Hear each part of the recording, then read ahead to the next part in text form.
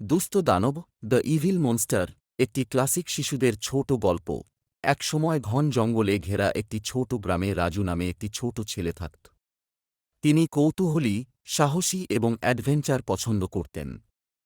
একদিন বনের কাছে বন্ধুদের সাথে খেলার সময় তারা একটি অদ্ভুত আওয়াজ শুনতে পেল। সবাই ভয় পেয়ে পালিয়ে গেল, কিন্তু রাজু ঠিক করল এটা কি তা খুঁজে বের করবে। জঙ্গলের গভীরে যাওয়ার সময় তিনি দেখতে পেলেন গাছের মাঝে একটি বট ছায়া চলছে। এটি ছিল দুস্থ দানব, একটি দানব যাকে গ্রামের সবাই ভয় পায়।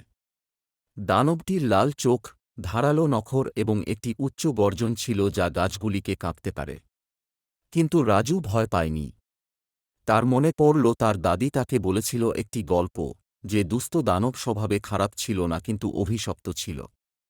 অভিশাপ ভাঙার জন্য কাউকে এত সাহসী হতে হয়েছিল যে দৈত্যের কাছে যেতে এবং তাকে দয়া করে খাবার সরবরাহ করতে হয়েছিল। রাজু তাড়াতাড়ি গ্রামে ফিরে গেল, কিছু তাজা ফল নিয়ে বনে ফিরে গেল। তিনি যখন দৈত্যকে খাবার অফার করলেন, তখন কিছু জাদুকরি ঘটল। দুস্থ দানবের লাল চোখ নরম হয়ে গেল এবং ধীরে ধীরে এটি একটি দয়ালু এবং কোমল প্রাণীতে পরিণত হল। অভিশাপ উঠে গেল। সেই দিন থেকে দৈত্যটি গ্রামের রক্ষক হয়ে ওঠে এবং রাজু তার সাহসিকতা এবং মমতার জন্য বীর হয়ে ওঠে।